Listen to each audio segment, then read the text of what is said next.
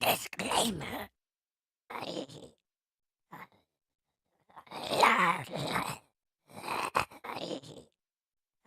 Greetings, wicked peoples. Fishy 22.8 here, and today we're covering issue 8 of Skybound Transformers. This issue opens up with RC standing on a rock as Carly wheels Spike near the water's edge, asking him how he's feeling. His response is not really anything. This launches Carly into a tirade about how they need to protect themselves from the giant metal robots. They killed our dads. Spike corrects her, but my dad wasn't killed. He gave himself up for them. And every time I see them, I think about how he's gone, just like my brother.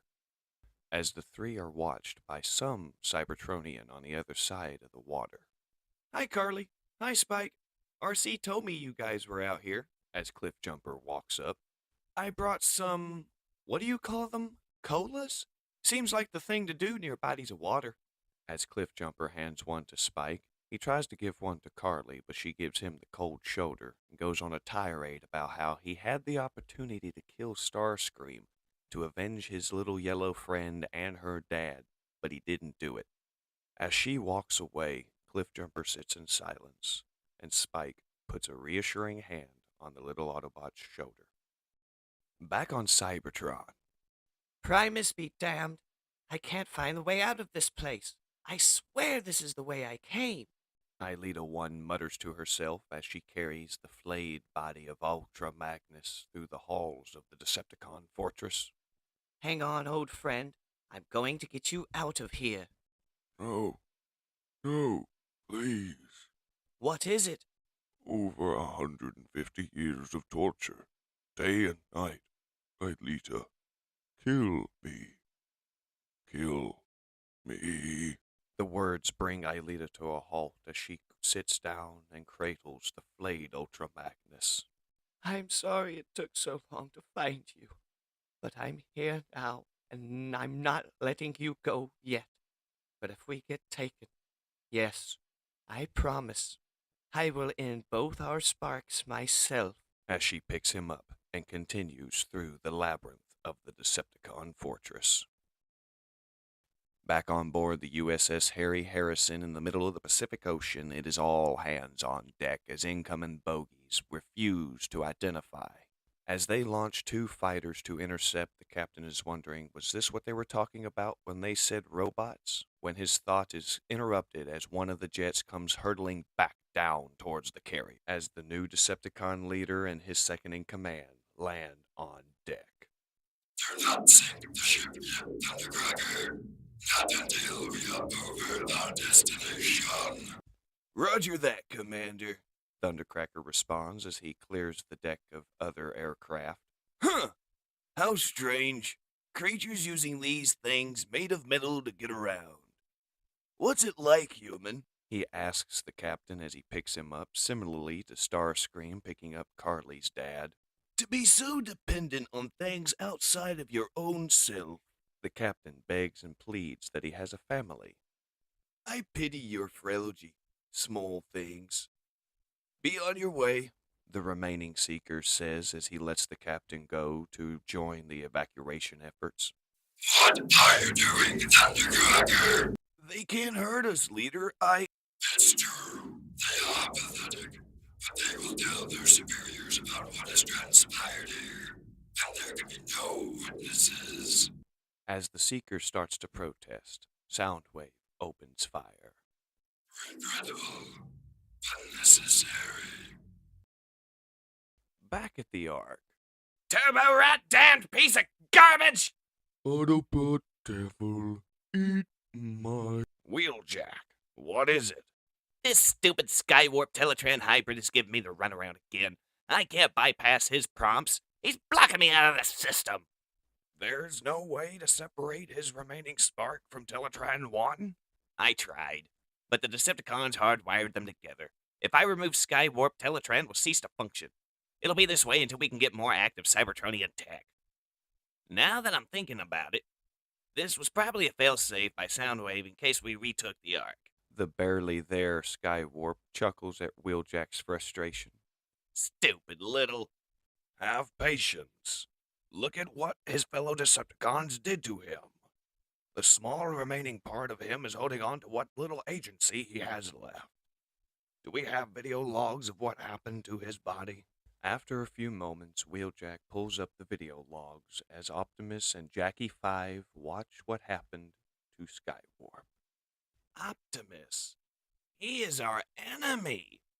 It is true, Wheeljack, but he is also broken. It is something we have in common. As a heavily armed and equally pissed off Carly walks in with an RPG, broken's not good, dead is better. Carly, put the weapon down! Why, she hisses. This is the one that's friends with Starscream. Spike's hurt because of him. I know. He has done terrible things, but we need him to help us heal the rest of us. With the rest of the Autobots, I can put an end to this war. Once and for all. As Carly starts to see logic and reason in Optimus's words, she accidentally fires the RPG. As the rocket proceeds on its course towards Telewarp, RC jumps in a way to intercept it, taking the full blast of the RPG, much to the horror of Carly. Aha! Ha-ha! Finally! My legs! Skywarp is fixing them! Wheeljack exclaims as Carly stares at him getting new legs. As Optimus reaches down to talk to Carly. I know it's hard to see, Carly, but sometimes we can get help from the most strangest of places. The little human cuts off Optimus Prime, telling him this is not the time to turn this into an Optimus teaching moment. As she storms off, she rants about what is she supposed to do, stand there and be squished. A short while later, RC finds Carly hiding in her van, and RC comments on what a nice van it is. Carly apologizes for blowing RC up, it was an accident, and then asks why didn't Teletran fix her. Wheeljack said we're low on energon. The Decepticons use most of it to fix the Constructicons. Telling RC that they're huge, powerful, total badasses, how come they don't act like that? We weren't always like this. We were scattered and lost before the war started on our planet. Optimus brought us together. He desires peace above all else. Carly mutters, easy for him to say. He doesn't speak of it often, but believe me, his losses could fill a chasm. Somewhere now under the Pacific Ocean, Soundwave, Thundercracker, and the wreckage of the Harrison are sinking deeper and deeper into the depths. Soundwave, what are we doing in this wet wasteland? My insides are gonna rust. It is here that we enact the second part of our strategy, Thundercracker. Starscream had no vision, no plan. His short-sightedness was only outpaced by his mindless need for violence. As the two Decepticons and the wreckage of the carrier finally make landfall on the bottom of the ocean floor, Soundwave continues. It is time to begin the long process of truly taking this rich planet for our own devices. It is not a plan that will be done in a day, but it will succeed. Scrapper, report. The dig is going well, my new leader. We have been waiting for you to arrive to pull her free. We must use every resource at our disposal. The humans have the most advanced energy technology on this vessel. Nuclear power. Hook, it's time! As the Decepticon crane starts pulling with all his might, he pulls the Decepticon vessel, the Nemesis, out from the murky depths of the ocean floor. We will need it to awaken a vessel of our own. The Nemesis! Indeed, the very ship we use to chase our enemies to this planet. We then cut to the mighty hands of steel holding a small infant, holding Spike's hand as he takes his first steps down the sidewalk. Coloring with him just scribbles on a little line. Optimus wakes up in a panic. Hello? What is happening to me? Hello? The voice calls out yet again. Is anyone there? As Optimus walks into the room where the voice is coming from. Welcome back to us, Jetfire. Jetfire? Yes, that is my name. Where am I? How did I get here? I cannot move. as Ratchet walks up behind Optimus Prime in the doorway. Some of your spark was left, my friend. A small part. Enough to bring you back to us, but only in one form. Is that Ratchet? And Optimus, Jet. We're both here. Optimus, why did you not let me rest? The mighty Autobot leader bows his head in shame. I wanted to, Jetfire. I truly did. But Teletran 1 is struggling to heal our fallen soldiers, and our energon is running low. I had to use what was left at my disposal. We needed a way to travel around this world in order to save it. Is that what I am to you now? A husk? I cannot move. Everything is black. I cannot see the stars anymore. As Optimus turns to walk out of the room. I'm sorry, my friend. I will leave you to... No, wait, please, don't leave. It's so dark, please. All right. I will sit with you for a while.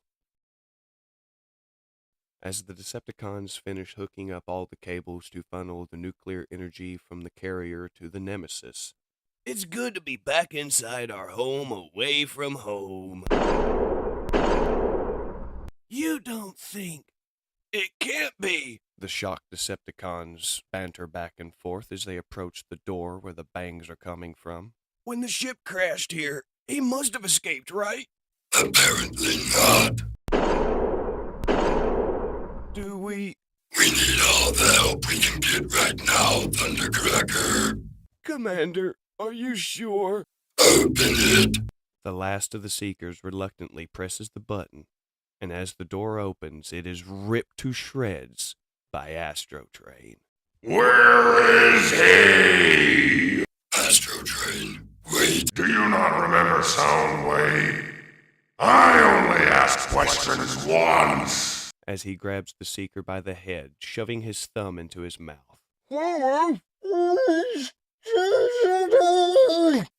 do not know. Picking up the Seeker and throwing him against the wall in a fit of rage, Astrotrain screams. Lies! Lies! Do you know how long I have been inside this prison?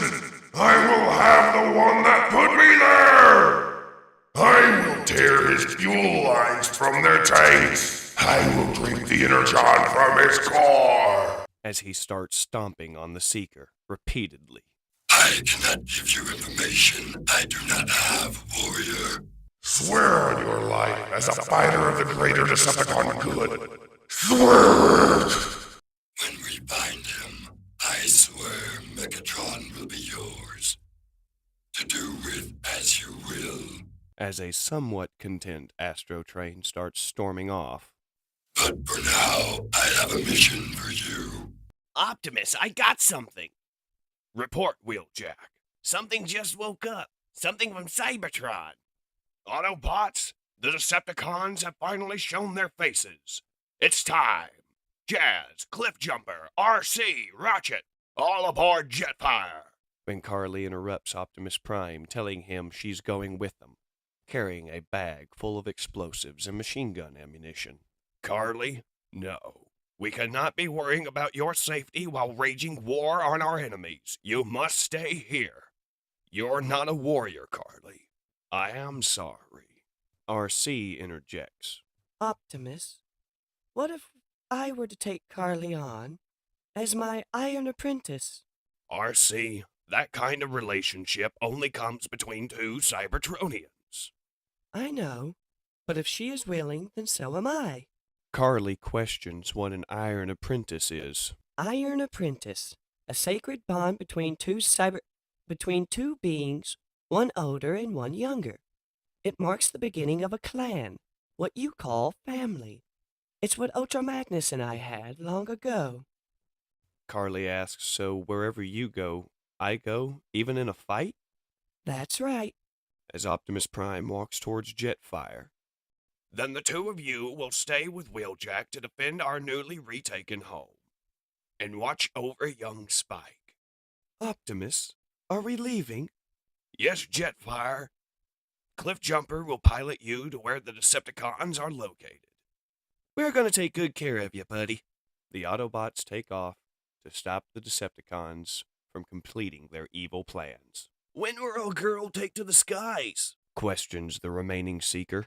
This ship will never fly again. She is too big and needs too much energon.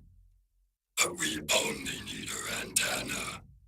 Time to call in reinforcements. As communications is re-established to their long-forgotten home world, a voice comes through on the speaker. Soundwave? Is that really you? As we see Soundwave has re-established communication with Cybertron and communicated with none other than Shockwave. And that concludes issue 8 of Skybound's Transformers. I do apologize for this one taking a little bit longer than I intended it to take on getting it out there for you to enjoy. And I do hope you enjoyed this issue. I know I did.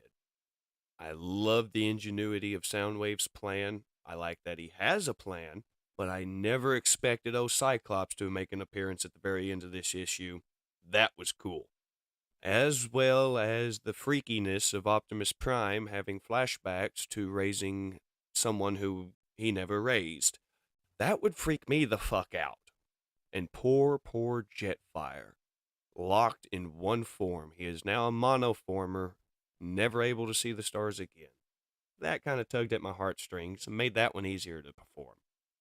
Anyway, enough with my rambling. I hope you really enjoyed this issue, and I hope you enjoyed my portrayal of it. If you want to experience anything I omitted or left out or glossed over on purpose, please go out and buy your own physical or digital copy of this comic to support the people behind it. And as always, this is Fishy 22.8, logging off. Thank you, wicked peoples. I have need of a vehicle. Speak now if you can be of assistance. Leave a comment. Should